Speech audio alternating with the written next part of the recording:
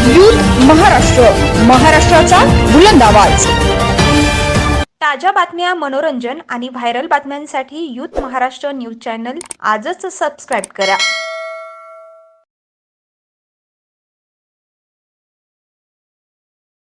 Apollo hospitals नवी मुंबईने प्रगत bone narrow transplant प्रक्रियेमध्ये आपली उल्लेखनीय कामगिरी कायम राखत 58 ट्रान्सप्लांट्स करून महत्त्वपूर्ण यश संपादन केले। या रुग्णालयाने दीर्घकालीन सफलता दर 70% पेक्षा जास्त नोंदवला आहे। दुसऱ्या देशामधून आलेल्या रुग्णांबरोबरीने लहान मुले आणि वयस्कर अशा दोन्ही रुग्णांवर या ठिकाणी यशस्वी उपचार करण्यात आले। त्यांचे हे यश उच्च दर्जेदार जीवन रक्षक ट्रान्सप्लांट सेवा प्रदान करण्यात अपोलो हॉस्पिटल्स नवी मुंबईचे नेतृत्व स्थान अधोरेखित केले।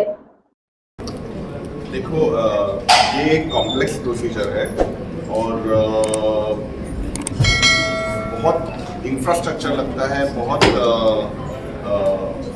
मेहनत लगती है, बहुत सारे लोग लगते हैं और हमारा जैसे आउटकम हमने कहा 70-75% है। तो हमने हमारे कुछ पेशेंट्स हमने खोए भी हैं, लेकिन ज़्यादा करके बहुत सारे लोगों की लाइफ में चेंजेस आए हैं कि वो पूरा ठीक हो गए। आगे हमारा प्लान ये है, हमने अभी CAR T-cell प्रोग्राम भी चालू किया है, जो एक स्पेशल प्रोग्राम है जिसमें जो स्पेशल कुछ बीमारियां ऐसे होती है जिसमें जहां सब काम सब कुछ रास्ते बंद हो जाते हैं, वहाँ भी एक CAR T-cell प्रोग्राम मदद कर सकता है कुछ तरह की बीमारियों में। तो अभी हम फोकस कर रहे हैं आउटकम्स पे, लॉन्ग टर्म सक्सेस। एक्चुअली ये शायद एक बहुत इम्पोर्टेंट बात है। मैंने कहा कि हम घड़ी ले लेंगे, 1 लाख का मोबाइल या 70,000 का मोबाइल ले लेंगे। इंश्योरेंस कम से कम मेरे हिसाब से आज के ज़माने में 5-10 लाख रुपए का तो इंश्योरेंस होना ही चाहिए। और अगर थोड़ा सा भी जहां आप सेव कर सकते हैं आप इंश्योरेंस में डालें, क्योंकि ये सब बीमारियों में गवर्नमेंट भी मदद करती है, क्राउड फंडिंग भी होता है, लेकिन अगर आपका इंश्योरेंस हो तो बहुत सारी चीज़ें सॉर्ट आउट हो जाती है। क्योंकि एंड ऑफ द डे अस्पताल का खर्चा है, दवाइयाँ हैं, इंस्ट्रूमेंट्स है, इक्विपमेंट्स है, प्रोडक्ट्स है, मशीन्स है, उनका खर्चा तो होने वाला है। तो मैं एक मैसेज ज़रूर देना चाहूँगा, अपना रेगुलर हेल्थ चेकअप करवाइए, 6-6 महीने हो या आपके डॉक्टर जहाँ आप एक्सेस कर सकते हैं। अपोलो का बहुत अच्छा हेल्थ स्क्रीनिंग प्रोग्राम है और अपने इंश्योरेंस, अपनी फैमिली को इंश्योर्ड रखें। आई थिंक ये एक ऐसी फैसिलिटी है जो यूज़ करनी चाहिए अपने देशवासियों को भी, और जहाँ से लोग आ सके। हमारे काफ़ी सारे दूसरे बाहर से पेशेंट्स आते हैं, अफ्रीका से, मॉरिशस से, गल्फ से, नॉर्थ के भी काफ़ी कंट्रीज वहाँ से भी आते पेशेंट्स। तो ये अभी तो अपना एयरपोर्ट भी आ गया नवी मुंबई में, तो ये डेफिनेटली एक्सपांड होगा जो प्रोग्राम है। और मुझे लगता है कि ये फ़ायदा अपने लोकल लोगों को और भी लेना चाहिए। ये कहूँगा कि अपनी हेल्थ पे ध्यान दीजिए, अपना हेल्थ चेकअप रेगुलरली करवाइए, क्योंकि डॉक्टर विपिन भी अग्री करेंगे, डॉक्टर अभिजीत भी अग्री करेंगे कि बहुत सारी बीमारियां हमें रूटीन हेल्थ चेकअप में पता चलती है। मैं तो बोलूँगा 50-60% लोगों को पता भी नहीं चलता है कि उनको ये बीमारी है। जो मैंने सिम्टम्स बताए, गांठें आना और हीमोग्लोबिन कम होना, कमजोरी महसूस होना, ब्लीडिंग, ये शायद 20-30-40% पेशेंट्स में होता होगा। एटलीस्ट 50% लोग मैं बोलूँगा रूटीन हेल्थ चेकअप पे पता चलता है। तो उस अपना हेल्थ चेकअप पे ज़रूर ध्यान दीजिए। स्टेज 1, 2, 3, 4 ऐसा कुछ सिस्टम है कि जिसमें मालूम पड़ जाए और पेशेंट की जान बच जाए? नहीं, तो जैसे खून के कैंसर्स में स्टेजिंग अलग प्रकार की होती है। जैसे एक सॉलिड ट्यूमर होता है, अभी आज का एरा ऑर्गन स्पेसिफिक डिपार्टमेंट, जैसे अपोलो की खासियत ये है कि हर एक ऑर्गन स्पेसिफिक डिपार्टमेंट, जैसे सर्जिकल ऑन्कोलॉजी है, हमारे जो डायरेक्टर है डॉक्टर डी क्रूज, या मेडिकल ऑन्कोलॉजी जैसे सॉलिड ट्यूमर्स है, सार्कोमास हो, ब्रेस्ट कैंसर्स हो, वैसे ही एक हीमेटो ऑन्कोलॉजी होता है, जिसमें हीमेटो ऑन्कोलॉजी मतलब रक्त के कैंसर्स और खून की बीमारियां, जैसे जो नॉन कैंसरस हो, जैसे एप्लास्टिक एनीमिया हो, इम्यूनोडेफिशिएंसीज हो, ऐसी ब्लीडिंग डिसऑर्डर्स हो। हमारा हीमोफीलिया का प्रोग्राम भी हमने चालू किया है, वो काफ़ी चल रहा है।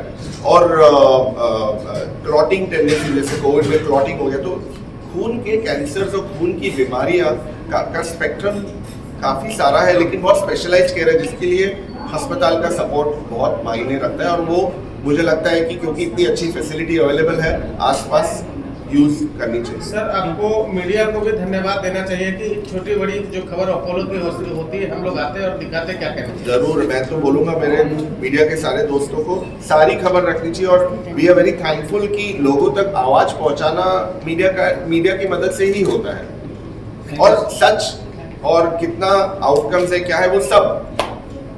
Thank you sir. मैं दो चीज़ें कहना चाहूँगा।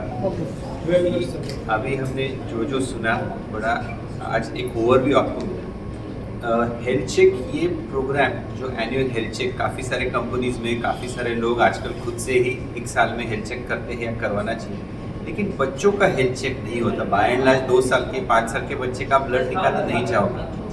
तो 2-3 चीज़ मैं यहाँ पे कहूँगा कि अगर सिर्फ हिमेटो ऑन्कोलॉजी के लिए नहीं, इन जनरल अगर आपका बच्चे का हाइट या वेट ठीक से नहीं बढ़ रहा है या फिर उसका वेट सडनली कम होने लगे या फिर उसकी डेवलपमेंट स्लो हो रही है या फिर वो बार बार बीमार पड़ रहा है, कमज़ोर है, उसके क्लास के बच्चों में अगर आप देखोगे 3 साल का बच्चा नर्सरी में सडनली फाइंड अरे ये छोटा है या उसकी डेवलपमेंट ठीक नहीं है, इन सारे बच्चों का आपको डेफिनेटली वर्कअप करना ज़रूरी है।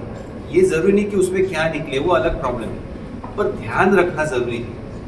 बस ये एक सिंपल चीज़ है कि अगर आपके बच्चे का वेट लॉस हो, कमज़ोर है, बार बार बीमार हो रहा है, उसकी डेवलपमेंट ठीक नहीं है, अगर वो आपके कंपैरिजन के जो बच्चे हैं उनमें कहीं कमी लग रही है तो उसका बराबर से हेल्थ चेकअप करो, अच्छे डॉक्टर के पास जाओ और शायद उसमें कुछ ट्रीटेबल बीमारी निकल के आए।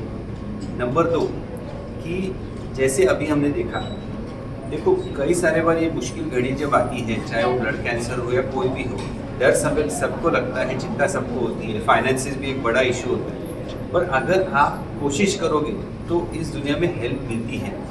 मेडिकल ट्रीटमेंट आज इंडिया में बहुत अच्छी क्वालिटी की अवेलेबल है। आपने जैसे देखा एक केनिया का पेशेंट है, लेकिन ऐसे कई सारे पेशेंट्स हैं जो बाहर के देशों से आते हैं। तो हमारा काम है सही जगह पहुँचो और फिर रास्ता मिल जाता है। मैं एक चीज़ बताना चाहूँगा, गवर्नमेंट हमारी बहुत अच्छा काम कर रही है अवेयरनेस फैलाने के लिए। कई ब्लड की बीमारियाँ होती हैं, थैलेसीमिया जैसे सबने सुना होगा। थैलेसीमिया एक ऐसी बीमारी है, अगर बच्चे को होता है मेजर वाला तो उसको फिर लाइफ लॉन्ग या तो ब्लड चढ़ाना पड़ता है या बोन मैरो ट्रांसप्लांट ही एक ऑप्शन है। इस बीमारी को हम प्रिवेंट कर सकते हैं अगर हम स्क्रीनिंग करते हैं, जैसे कि कोई प्रेग्नेंट महिला होती है या जब भी शादी होती है, दोनों का थैलेसीमिया का सिंपल टेस्ट करते हैं, जैसे कुंडली मिलाते हैं वैसे ही अगर थैलेसीमिया का टेस्ट करते हैं, अगर 2 माइनर की शादी होती है तो एक मेजर थैलेसीमिया पैदा हो सकता है। गवर्नमेंट ऑलरेडी इस पे बहुत काम कर रही है अवेयरनेस फैलाने के लिए, लेकिन आप लोग भी इस चीज़ में काफ़ी हेल्प कर सकते हैं, अवेयरनेस फैला सकते हैं कि थैलेसीमिया हो गया, सिकल सेल डिजीज़ हो गया, ये सब जेनेटिक बीमारी होती है। तो अगर हम इस चीज़ के लिए अवेयर करेंगे, लोग बागों को सावधान करेंगे तो डेफिनेटली इससे काफ़ी समाज को मदद मिलेगी। यूथ महाराष्ट्र, महाराष्ट्राचा बुलंद आवाज।